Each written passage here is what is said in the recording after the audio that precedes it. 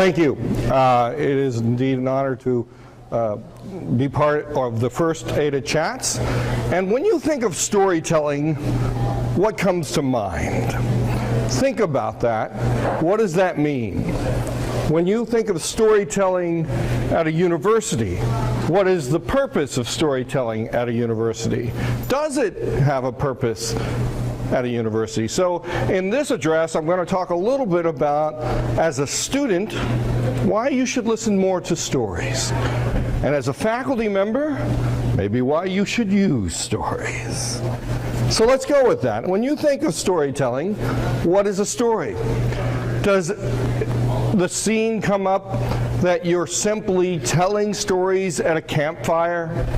Or that you're thinking about fairy tales and folk tales, or that famous once upon a time?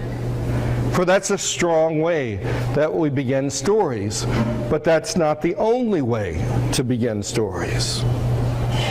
We think about it, it is fairy tales and folk tales and tales of Little Red Riding Hood, but as my students once wrote, Little Red Riding in the Hood is a little different than Little Red Riding Hood.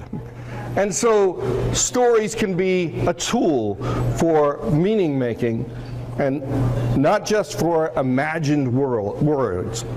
But let me show you an experiment. And why I show this video, I simply want you to watch it and be ready to share what you see. So everybody breathe in for just a minute. Concentrate on this video. There's no music. Just concentrate on this video for just a second. It's a short video. And as you watch it, be ready to share what you see. Let's hope it works.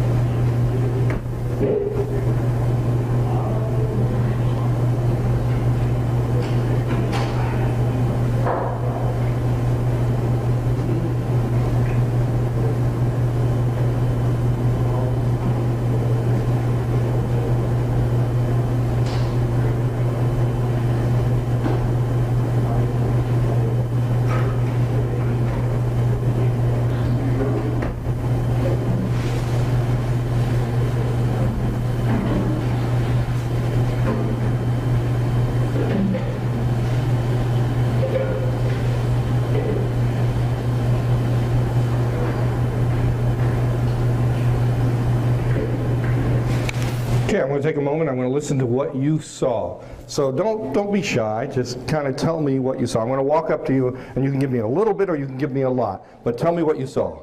Say your first name. Shannon. Triangles going around that square is what I saw. Thank you. Triangles going around that square. So let's go to Megan. I'm Megan. I saw an adult who was abusive to 2 children. Say that a little louder one more time. An adult that was abusive to 2 children. An adult that was abusive to 2 children. Say. Jenny, and I saw abuse destroys a home. Abuse destroys a home. I'm Chris. I saw someone trapping somebody and hiding from them, and then the person that was being hidden from getting ticked off and destroying whatever room they were in. Someone being trapped, and look at all that happened. And? Austin. Feel free to hold. I'm Austin, and I kind of saw people working together to overcome conflict. Wow. People working together to overcome conflict. One more person right here. Oh, we'll go right here. I'm Jenna. And Jenna? I saw the big triangle bullying the little chimps. So we saw everything from abuse to big triangles, back and forth. Wait a minute. It's just squares and a triangle on a film. This is the exact thing that they showed to 37 different people, and 36 people created a narrative from what they saw. They created a narrative. We have one person that saw squares and a triangle, but at the same time, everyone else that we heard created a story. And so what I want to argue is that it's impossible not to have story from what we have and what we think. And when we look at this, 36 out of 37 people in the psychological trial created a narrative. So one of the things that Clendenin and Connolly say is that we live in a story mind. We live in a story place. And the storytelling is more than just telling fairy tales and folk tales. It's also very versatile. It can be used in math, it can be used in science. That it's not just for literary narratives, but it can be used because it looks at the particulars of experience and locates that in time and place. And so my challenge to you is to think, when did you not have a story fill your day? When 65% of all communication is in narrative, why don't we use that same pedagogy to teach and to learn? After all, according to Lisa Cron, we're wired for story. We're hardwired for story. Did you know that? Bzz, you're hardwired for story. The synapses actually see and feel narrative. But if story has so much power, if it's critical to our well-being, why do we tend to brush it off as mere entertainment? Oh, it's just story. I'm only telling a story. And that's one of the most powerful ways that we remember ideas and concepts and incidents. You don't get on the phone and go, let me tell you about the quadratic equation. You get on the phone and you tell narratives. And they're not always from beginning, middle, and end. You can say, oh, you think that happened? Let me tell you what happened to me. And good friends interrupt each other constantly. You know, is this right? And in formalized performance-type telling, then we don't normally interrupt unless we're heckling. My wife's a stand-up comedian, so you know she deals with some of that. Sometimes I do, but that's another different story. And so the whole idea is, Richard Bauman said that in every speech act, it's performative. That we are immersed in story. That narrative circles our lives. And so regardless of what we've decided to do, story follows us. So what's it mean to be wired for story? I'm just going to read a little bit. Story is how we make sense of the world. Let me explain. It's long been that the brain has one goal, survival. It evaluates everything we encounter based on a very simple question. Is this going to help me or hurt me? I recently heard a friend of mine, Danielle, say, you know, when the first lion was around, you didn't look at the lion and say, are you going to eat me? Could we talk about the ramifications of you eating me? You didn't sit and talk about it. You had a rampaging lion coming straight at you. You didn't say, stop. Once upon a time, I just want to tell you. Instead, you had that flight that you needed to get out of there. But we as humans, we have more tools for mediating learning. We have the tools of narrative. We have the tools of listening. Remember, we have 2 ears and 1 mouth. We should listen more than we tell sometimes, because we can hear the narrative that we're in. And Lisa says, in short, we're wired to turn to story to teach us the way of the world and give us insight to what make people tick. The better to discern what the cute guy in the next cubicle is really single, like he says, or the plan to perfect competence if he's not. So stories are the way we figure things out. We have all kinds of people who pay for people to listen to their stories. Go to Match.com, you'll see what I'm talking about. Go to your psychologist, you'll see what I'm talking about. Go to that person that you have a problem that they'll sit down and you're immersed in the narrative. But we undermine how we can use narrative to create meaning. That's because what Jonathan Gottschall says, we're storytelling animals. Just like a fish doesn't know he's in water, we don't know we're in story. Because we use it so often. It's almost our reflex. It's what we do. But remember, when you're talking about that excellent professor, it's not because they gave you a list to memorize. Am I wrong? It might be because they told you how they were touched and connected to the passion that they're working on. They tell you about wrestling with parameciums, or they tell you about their time with a monkey, or they tell you about when a client made a connection. It means we're making connections. But instead, sometimes we artificialize the way that we learn. We escape the story and we make it more into a single form for learning. I can talk about that more later. Storytelling is natural and healthy. It is what we do. It's how we breathe. It's how we respond. And we need to see it that way. Gottschall says, yet people tell us it's not. People who don't overrate their own personal qualities tend to get depressed. So the little fictions we make about ourselves are healthy, so as long as they don't cross over to narcissism. But that's how we put meaning to our lives. We tell the stories of our day.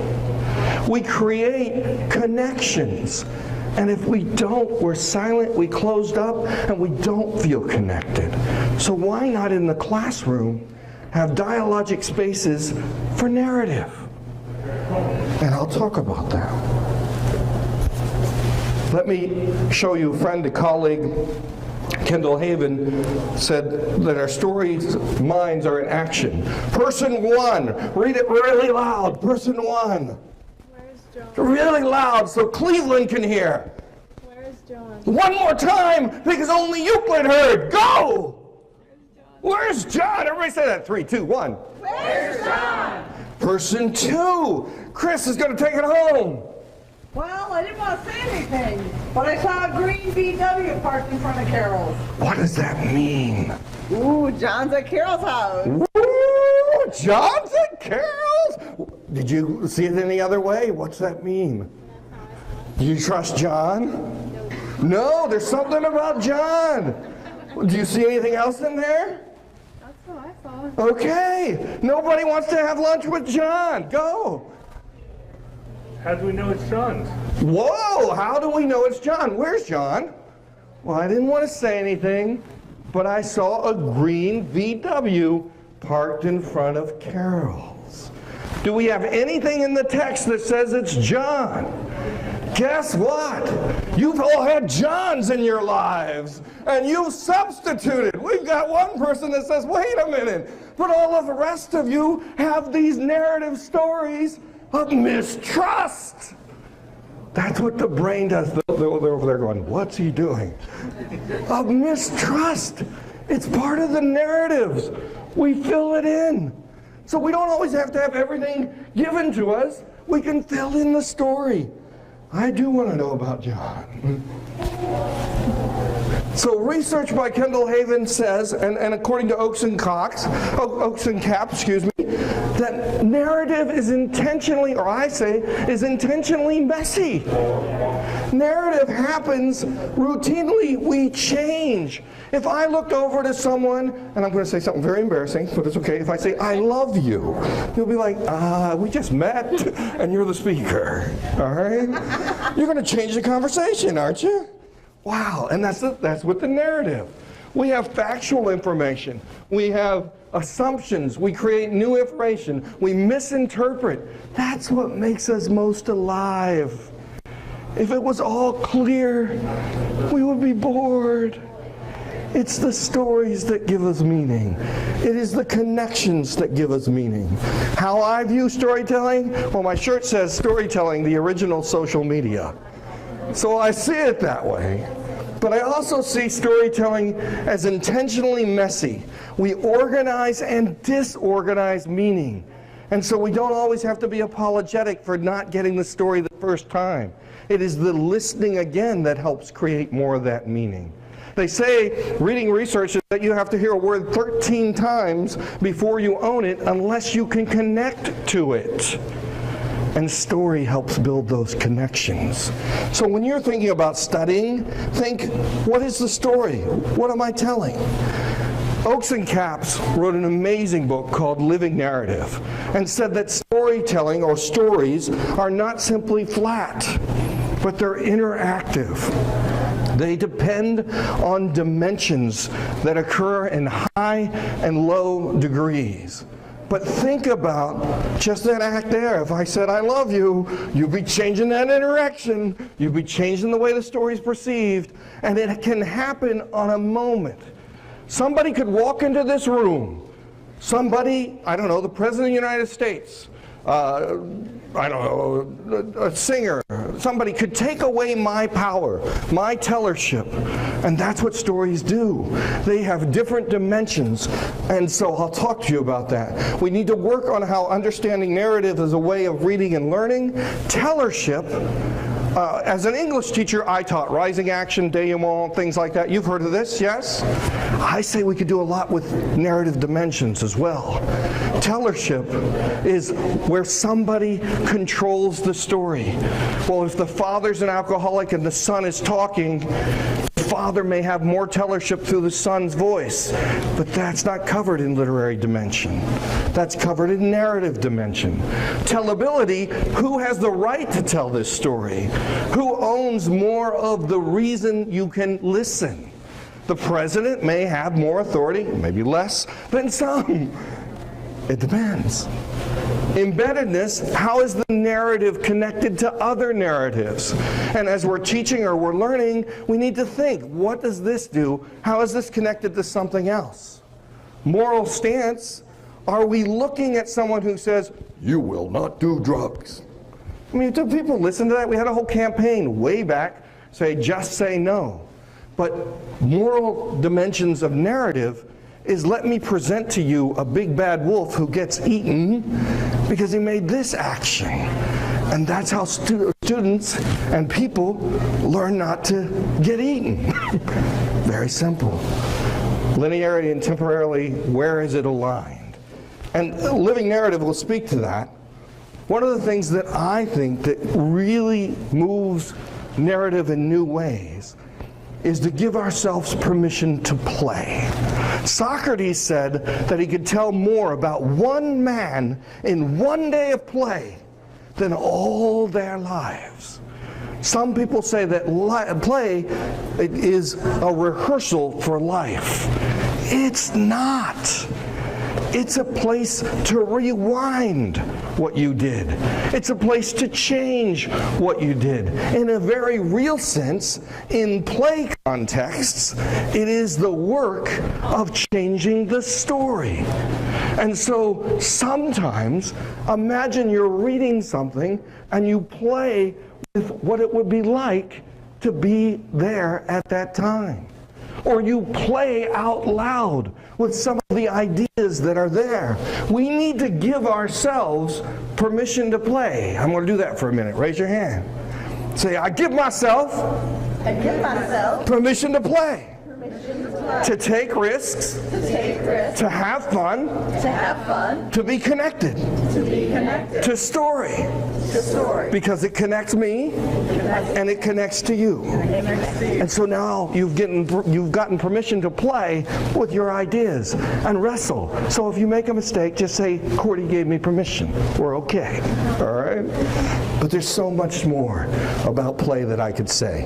And I want to, if you're a faculty member, how often do you ask your students to step into the world that you're talking about? You're the expert in the room. And you can move a landscape of knowing Kathy Short calls story a landscape of knowing. And imagine stepping into that world and saying, look at it the way I see it. As a student once said to me, Mr. Cordi, what you know isn't always what we know. And we have to remember that. Can you heighten scientific understanding by role-playing the time that you are teaching?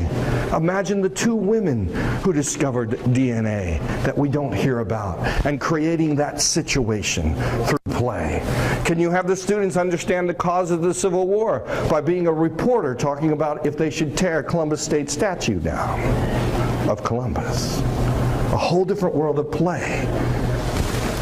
Vygotsky, that social psychologist, said that in problem-based play, you are, quote-unquote, a head taller in your learning just because you're working together. So why do we cower to separate desks to be creative or to think of ideas? As faculty members, as students, we need to think of these ideas. Students, have you ever considered playing inside the world you're studying? Aidan Chambers wrote a book called Tell Me, and he said instead of asking students, why did you do this, ask the words, tell me, watch, what did you have for breakfast today? Coffee. Okay, it's like, Tell me about your breakfast. It woke me up. It was coffee. It woke me up. It was coffee. Which one are we hearing more from the person with the lived experience? When we ask why, it's because we as the teacher, the professor, or someone else are asking because we want to know. But if I say, tell me more about your coffee, you could say, It was brewed perfectly today. it was brewed perfectly. I'd like to be there for that coffee. It's brewed. Because it creates a whole image. It creates a narrative. And so as teachers, as students, when you're studying with someone, look at someone and say, tell me more about that. Because they're going to use their own language acquisition to paint their narrative so that you understand it better, instead of memorizing lists, facts, and figures. Tell me is very strong. As I tend to get to a close here, I want to talk about Pixar. It wasn't actually Pixar, it was Invisible Ink, but they kind of stole it a little bit. Everybody who works with Pixar is told they must create the story's spine. And so, once upon a time, every day, but one day, and because of that, until finally, and ever since then, is the backbone of a story. So I'm going to give you an example, and then I'll have you do it. I don't want to creep into time. Once upon a time, I was very interested in the work of Houdini. Every day, I would study about Houdini, finding out he went toe-to-toe against Sherlock Holmes, that he was the first astronaut. No, he wasn't. He was the first person to fly an airplane. He may have been an astronaut, I have no idea. Fly an airplane in Australia. But one day, I wanted to know what was the deal about Houdini trying to come back from the dead 10 years from when he died on Halloween intentionally. And because of that, I started looking into the manuscripts of Bess and Kellogg and a whole bunch of other people. And I started wondering how Houdini actually espoused spiritualism and said that if he could come back, he would trade a secret word and secret key and secret language with Bess. And she tried 10 years at Radio City Hall. Until finally, it was the last of the 10 years. And he sat at Radio City Music Hall, and they had everything from a gun to bells to the key. But no Houdini ever showed. And Bess said, "It is finished. I am done. I know I do not want to return." And ever since then, we hear of Houdini, but no one has actually seen him again. even that's in question. If we had time, I'd have you do this formula, and if you need it, just look under story spine. But it really does help you learn, not the story, but the content that you're working on. As a student, as a professor, there's more to telling than performance. It's a natural way we make meaning. We connect ideas. It's how we respond to learning and how we learn. We're wired for story. We use play to engage. Tell me, I will listen. Tell me, I will learn. And I'd like to just end. Why not end with a story about stories?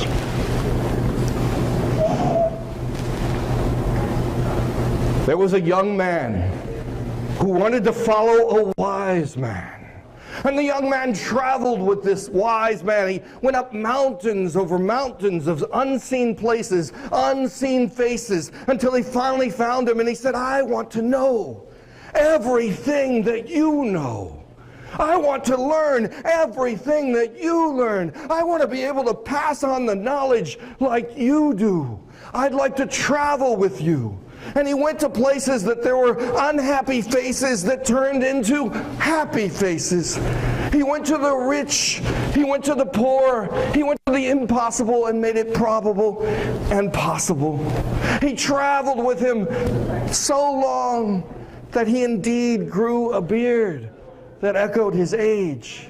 And the old man, who was getting older and older and older, he too was growing older. And he looked at the young man who was no longer young, and he said, I must leave this world for a better place. You must pass on my wisdom. He said, but sir, wise one, everywhere that you have traveled, whether it's rich or poor or known or unknown, you have told stories. You've told stories about faraway places. You've told stories about politics. You've told stories about history. You've told stories about science. Everywhere you go, I listen until I can hardly listen anymore, because all you do is tell stories. I seek wisdom. Please, before you leave this world for another, tell me, what is the secret? The old man, who didn't have much time, not much longer, he sat there. He said, come here, come close, come so my mouth can be heard with your ear. He knew it was time after all these years. He leaned real close, and he listened as much as he could, and the old man said, once upon a time. And it took him a while, but the young man grew old and realized that the stories were a key to understanding.